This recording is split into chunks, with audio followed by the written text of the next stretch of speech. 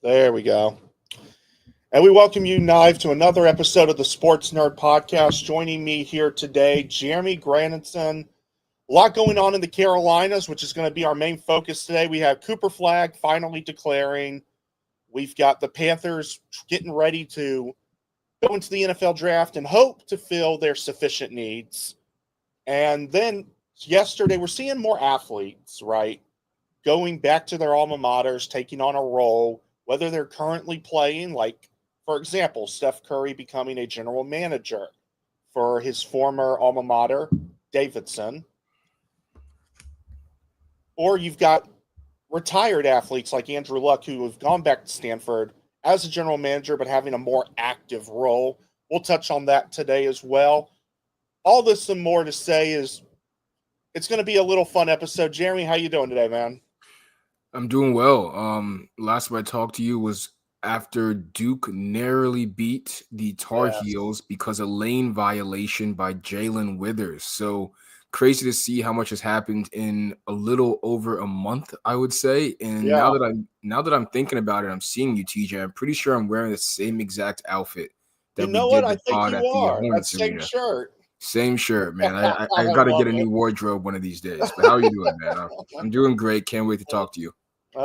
Thank you for joining, man. It's always fun to be able to talk with you both on the mic and off.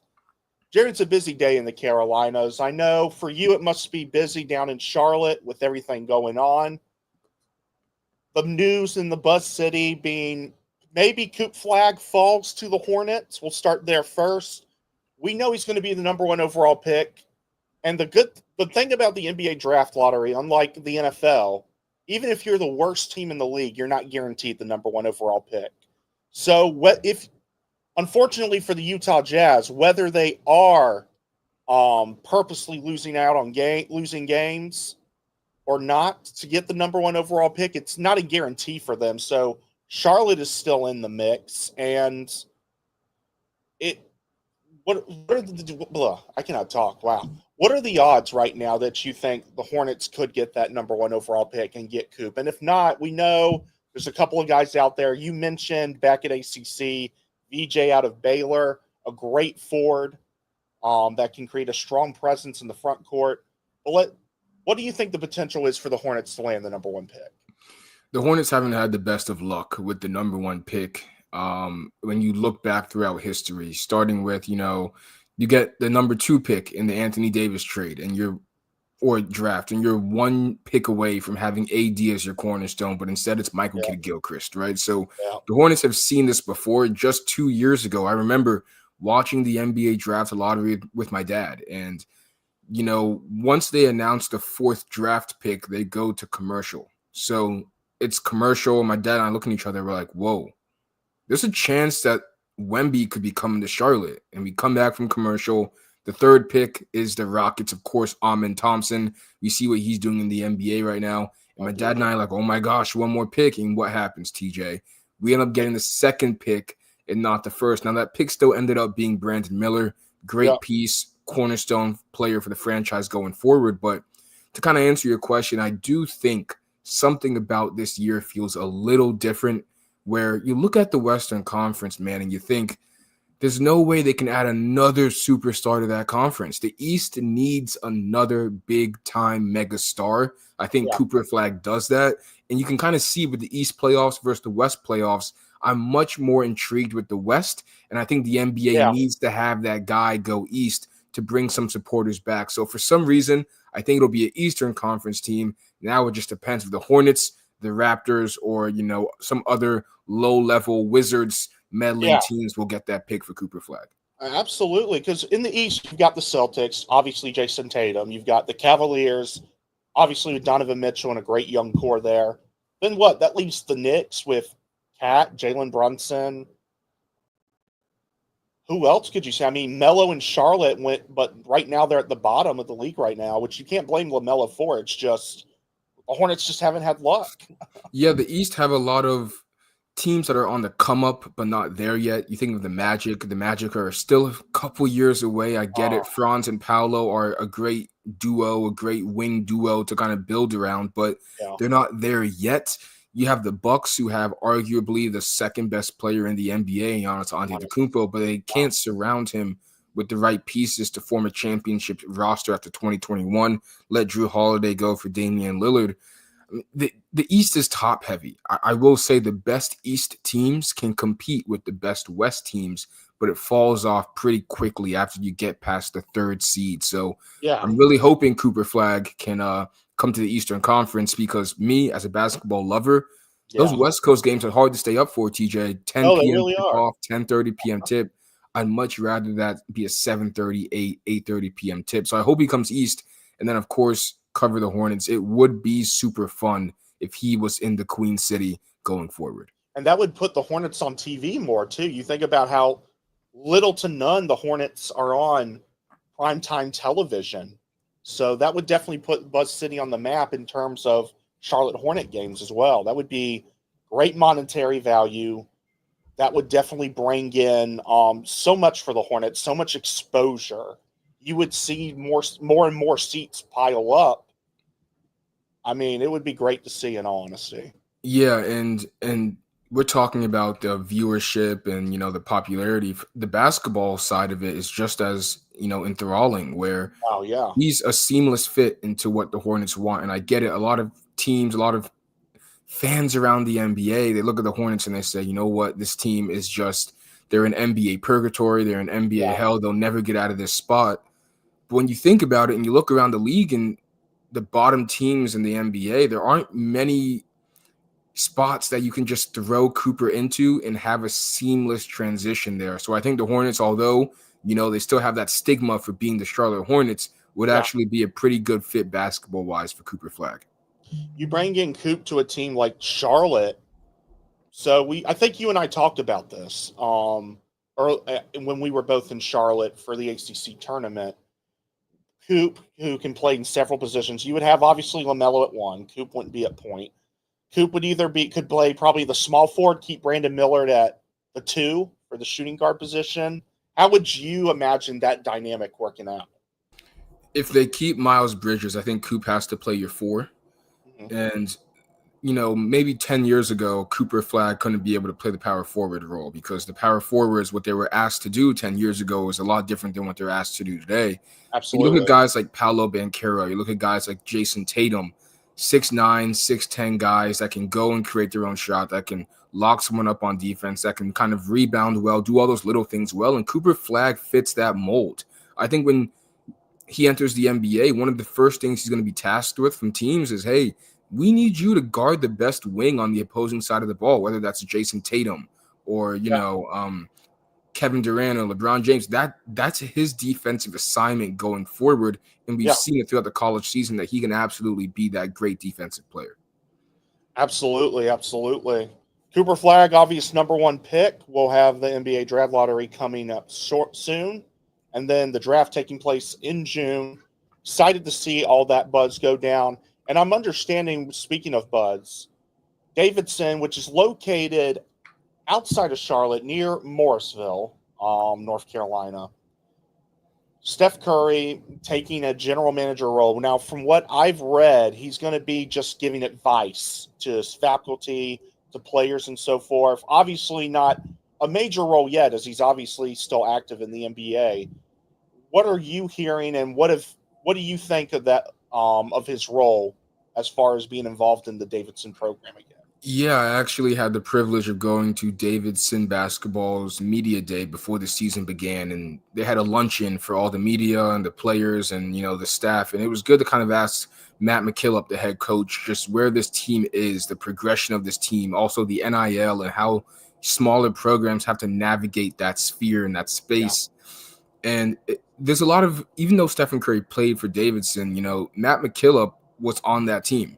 Yeah. That Stephen Curry team. Matt McKillop's father was the coach of that Davidson team when Steph was on Davidson. So you could tell the roots go far with Steph's, connection with Davidson. But overall, this is a good thing. And, it's harder for smaller programs to have to, to try and compete with these bigger programs. And I think when you have a guy like Stephen Curry that can go to a recruit, well, not even go to a recruit, just be an advisor. They can say, hey, we have Steph on our side and Michigan State doesn't. We have Steph on our side and Elon doesn't. It might be the deciding factor for a player whether he wants to go to the Wildcats or to a different school going forward. Yeah. And it would probably definitely help Davidson athletics in general. Maybe they're able to create a bigger NIL program because Stephen Curry's involved to help them compete out there in a world where NIL is more dominant. And you've got to have a bunch of NIL money, as we saw with, for example, in the ACC. NC State made the Final Four last year. Didn't matter. They couldn't get a big NIL program, and they couldn't bring in a bunch of players to come in and take the spots of DJ Burns and so forth and company. So it definitely, I think, could help Davidson's program in the long run, in my opinion, bring in more NIL funding as far as that goes. And the Atlantic 10, which is already like one of the top mid-major conferences, I feel like, especially when it comes to basketball, because of how competitive it is, because of how more often teams are making the tournament, not just from Davidson's perspective, but you look at the conference as a whole. Yeah, it's college basketball is in, I guess not just college basketball, but just college Right. sports as a whole is in this kind of weird limbo right now where no one knows how to navigate it, where the schools don't know, with NIL, what are our restrictions? How far can we go? The players don't know how much they should be asking for, what their real valuation is. So because of that, we get a lot of conferences that, 1 year could look a certain way and the next year look a completely different way because a lot of those players are just like, hey, I'm going to go and see if the grass is greener on the other side. And a lot of times it's not. But when it does work out, you see that it pays out dividends for those fan bases and those programs. I mean, conference alignment, we're seeing it, teams are hopping from one place to another. I mean, ACC basketball, ACC football, right? We were there. Stanford's now in the ACC. They've got to go from California to North Carolina for some games. And all these little things factor into conference standings and your scheduling and, the rehab and all these processes for these teams. So it's just interesting to see the turnover where the SEC was dominant this year. The ACC could take that over next year. Then the Big 12 could do it next year. There's no, there's no consistency with the space of NIL that we're in right now. No, heavily agree. Heavily agree. We move, still talking about basketball. We'll transition now to NBA. We talked about the Magic. We touched on that earlier in the beginning and what they're doing with Banchero down there, with guys like Kentavious Caldwell-Pope and Cole Anthony, so forth. And it felt like for most of the first half, the Magic were keeping up with the Celtics. Obviously, in the second half, the Celtics flipped it around. I mean, Derek White showing why he was on Team USA to begin with, but it feels like the Magic slowly but surely are progressing and being able to keep up with the Celtics. Are we going to see? I guess my question would be, what are the Magic missing to be able to keep up with guys like the Celtics? Because it just feels like they've got a great young team around them. They've transitioned a lot. I remember the big trade that sent Vukovic out of there, and they ended up having to do a whole rebrand. And it feels like now they're getting back on their feet. But there seems to be a piece missing that keeps them from competing from the big top dogs. Yeah, it's a great question. They kind of remind me of my Florida State Seminole basketball team when I was a student there under Leonard. Can't talk right now either. Leonard Hamilton, right? Yeah. Where Leonard Hamilton's FSU teams would have a bunch of dudes who are 6'7" to 7 feet. No one under 6'7". So everyone could switch. Everyone could play defense. Everyone could attack the basket, get downhill, do all these things. But when it came to spacing the floor and creating your own shot on the perimeter, FSU didn't have that, right? I don't think the Magic have that either, where you have Paolo Banchero, you have Franz Wagner, you have Wendell Carter Jr., you have Anthony Black, you have Jonathan Isaac, you have Caleb Houston, you have all these guys who are big, lengthy guards and wings, but they can't space the floor. So what that means is the floor is cluttered, the floor is clogged, and when you have two 6'10" guys in Franz and Paolo that need to get downhill, now they can't get downhill because there's not enough space. The Right. other teams don't respect the other players to hit perimeter shots on them. So I would say you need to have a playmaking point guard, someone like a Trae Young. I won't say Trae Young's the guy, but someone that can get them into actions and not have Paolo have to be your point guard. Paolo had 36, 11, and 4 in that game one, damn near half of the points the Magic scored in the entire game. And you need to say, hey, Paolo, let's alleviate some of the playmaking duties off of you. Let's have Yeah. a guy that can set the offense up, who can space the floor, and who can create a shot when we need to. Because we saw the same thing against the Pistons and the Knicks, I'd say, Yeah. where they kept it close. Third quarter, you're like, oh, okay, this team's kind of dangerous. We might get a entertaining series here. But what ends up happening is when it becomes nut crunch time, when it's the clutch time to get buckets, to get, some points on the board, those teams can't cultivate efficient offense. And the Celtics could and the Knicks could. So to answer your question, the Magic need I'd say a point guard who's a playmaking point, who can also space the floor. But in general, they need to, at some point, take some of the defense off and add some of that three-point shooting, because in today's league, if you can't shoot, you can't win. No, absolutely. Especially if you can't shoot the three ball, it's become more highly acquired to be able to shoot threes. That's why you're starting to see more and more centers start shooting threes. Of all the playoff games that happened yesterday, Jeremy, because I know you're limited on time, what was the game that stood out to you the most? I mean, for me, it was the Warriors and Rockets. We seen how far the Rockets have come, but seeing the Warriors still have some of what that dynasty used to be, and seeing obviously Stephen at his age being able to kill it. But I mean, you look around at that team and what they still carry. I mean, Jimmy Butler being a great addition, Draymond Green proving why he's so essential to that team. Which game stood out to you? I'll start with the Warriors game, and then I'll give, I guess, my little nugget at the end. It's Yeah, funny seeing Rockets fans have to live this nightmare over again.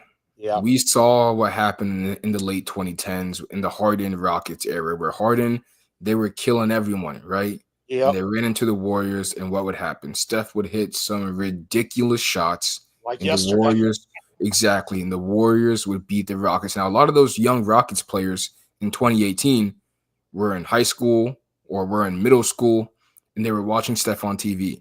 Yeah, But a lot of the Rockets fans in that stadium, in that arena, when you see Steph hit that shot, next time anyone who's listening to this, the next game you see Steph play in Houston, when he makes these shots, look at the crowd and look at the crowd reactions where the people are just exasperated. They're sitting down in their seat. They're throwing their hands up in the air saying, oh my gosh, how many times can yeah. I live this nightmare over again? So that game last night was great. It was great to see Steph, pull a vintage, just what the hell is he doing game. But I guess the most important game to me was actually the most boring game of the day, and that was the Thunder game versus the Grizzlies. I don't think people are giving the Thunder the amount of respect they deserve.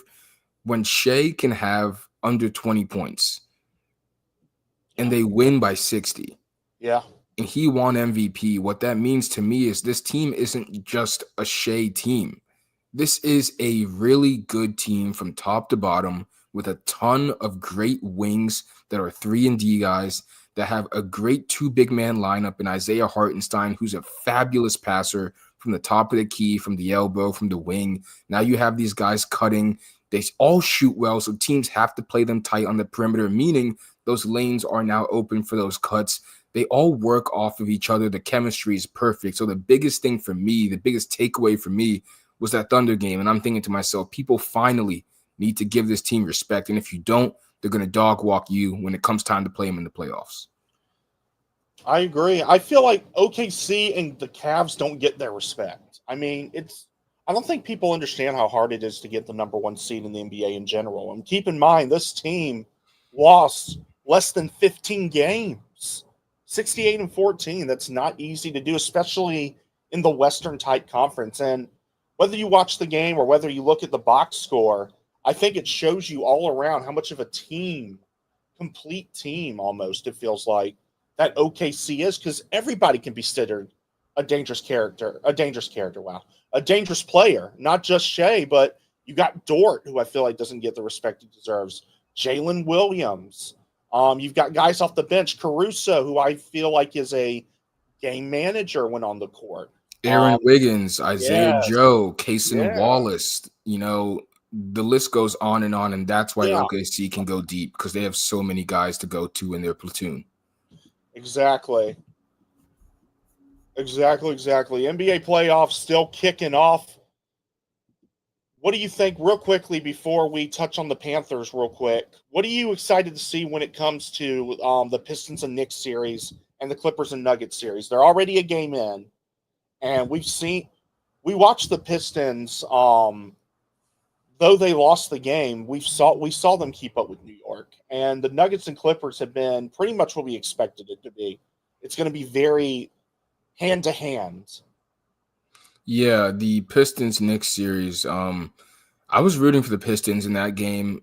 Now, I'm from New York. My parents are Knicks fans, but I just want to see a game 7 in every series. So I thought if the Pistons could steal game 1, we might be able to get a game 6, game 7 scenario. Yeah. But kind of what I touched on earlier with the Rockets and with the Magic is these guys, it's like their first time in the playoffs, man. These guys Yeah. are inexperienced. When you go up against teams that have been there before, the Knicks, the Warriors, the Celtics, they just know how to execute late in games, and those teams didn't. So for the Pistons, I think it's good for these guys, the Azar Thompsons, the Jalen Duren, Cade Cunningham, Isaiah Stewart, all of these players who are young, their first experience in the playoffs, and now they know what to expect. Now they know, hey, fourth quarter, 5 minutes left. We can't make any mistakes. The devil is in the details. We have to make sure we are good on every single screen, every single communication, because if you mess up once, that can lose you a playoff game. So just for the Pistons, I'm looking to see the maturation of their young guys. And then for Denver Clippers, I mean, that's the most interesting series to me overall, because you just live by Westbrook and you die by Westbrook, right? Yeah. That guy can win your games and lose your games, but also he had a fantastic game in game 1. He's the reason why they won that game. But I don't know, man. I just love seeing the star power in that series with James Harden, Kawhi Leonard, Russ, Jokic, Jamal Murray, Aaron Gordon even, and then kind of seeing MPJ, Michael Porter Jr., get benched for the last 8 minutes of that game. And you're like, wow, that's surprising. I didn't expect that. So I think that series goes 7, but overall, I'm just really happy with how the game 1s around the NBA have gone so far. They'll continue to keep on going. Going to keep an eye on that. And it feels like, though, despite that it's playoff season, it's being outshined by the NFL draft, which we have coming up in 3 days. Carolina's buzzing. Carolina did a few things over the offseason. It felt like they really built up the defensive and offensive front sides of things. And then they also paid J.C. Horn big money. So we talked about that at ACC, the ACC tournament. Now it's draft day. Draft day is here. Panthers got the number 8 overall pick. There's rumors, however, which the craziest part is this is the first time in forever, and which nobody has traded a first-round pick before the draft yet.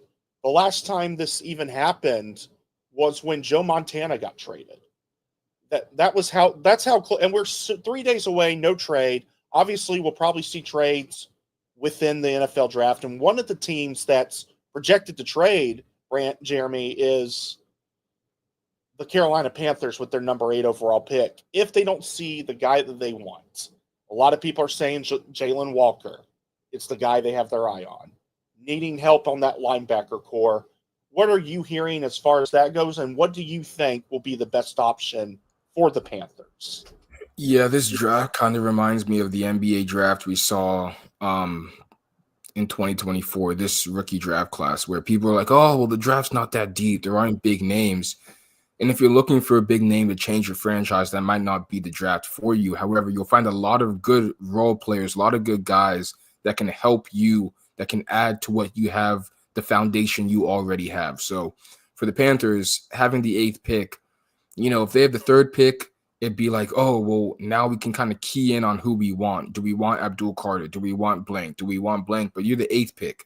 So you kind of have to just make a decision based off what happens 1 through 7, which is, like you said, there are a lot of rumblings that maybe the Panthers can maybe trade with the Steelers or the Saints after the Derek Carr injury. Maybe the Saints want to get into the Shedeur Sanders business. Maybe the Steelers, after Russell Wilson leaves, maybe Mike Tomlin says, you know what, let's go and draft a QB that I can kind of build around. Let's get that Shedeur Sanders guy instead of waiting on Aaron Rodgers.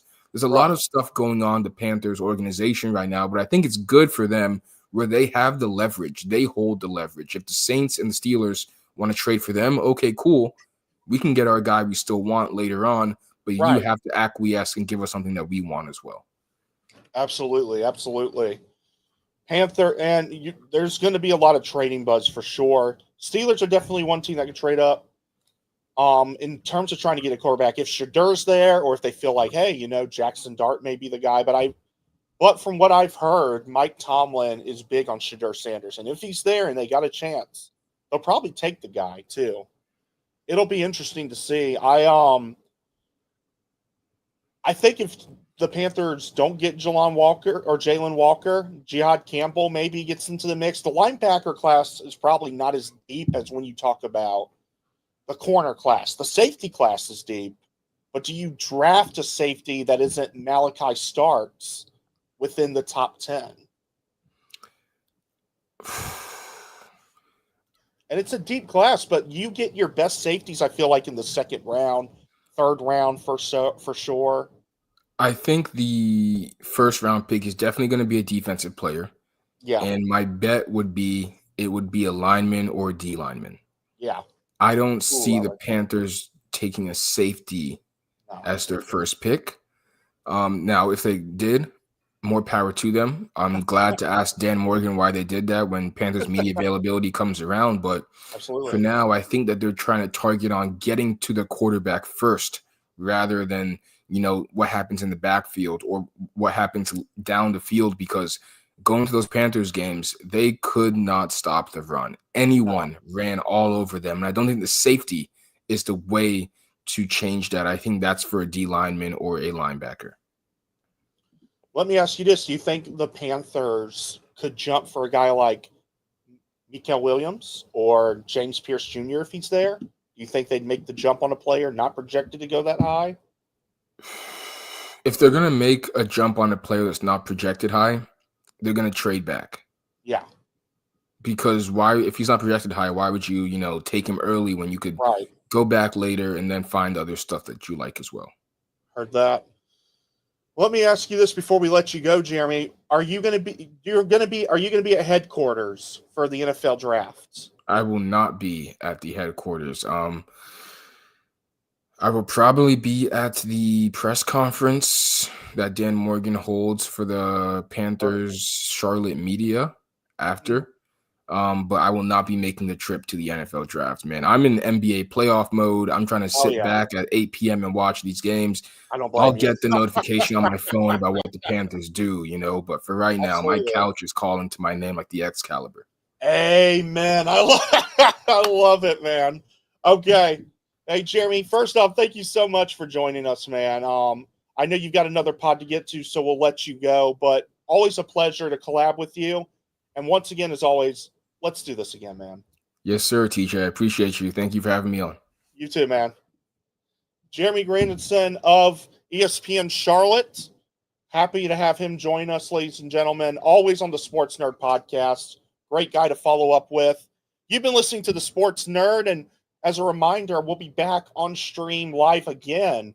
Later tonight, I'll be joined by Joey Palermo, Zach Wheeler, Scout Hughes. We're all going to do a mock draft together and bring it on out tonight on the stream. You don't want to miss that. Please tune in. I'm TJ Wilkerson saying so long, good night, and God bless. Bye, everybody.